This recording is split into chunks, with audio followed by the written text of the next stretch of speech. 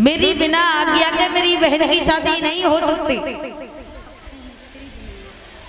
और ये 50 रुपए हमारे भैया जी पप्पू मिस्त्री दुनैया, पप्पू भैया जी की तरफ से 50 रुपए आ रहे हैं। भगवान हमेशा खुश रखे, लंबी आयु करे, सद्बुद्धि दे।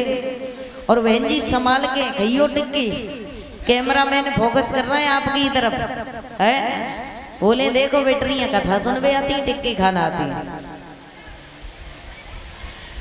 जब शिषपाल के साथ में रुक्म ने अपनी बहन की शादी तय कर दी, तब तक रुक्मणी ने छुप करके अपने भैया और अपने पिताजी की बात जब सुनी, और रुक्मणी कहने लगी मेरी शादी वो भी मेरे भैया के साले के साथ में।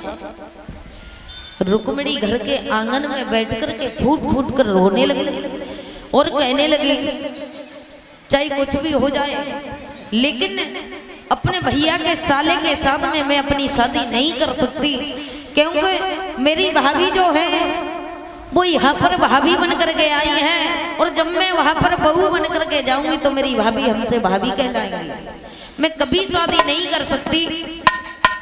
तो रुक्मिणी को समझा करके एक ब्राह्मण देव पहुंचे जब दरवाजे पर भिक्षा मांगने के लिए, रुक्मिणी आंगन में बैठ करके रो रही थी।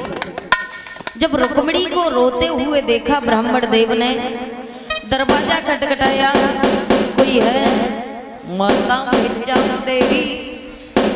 रुक्मिणी ने नहीं सुना। ब्राह्मण देव फिर से बोले माता भिक्षा देही।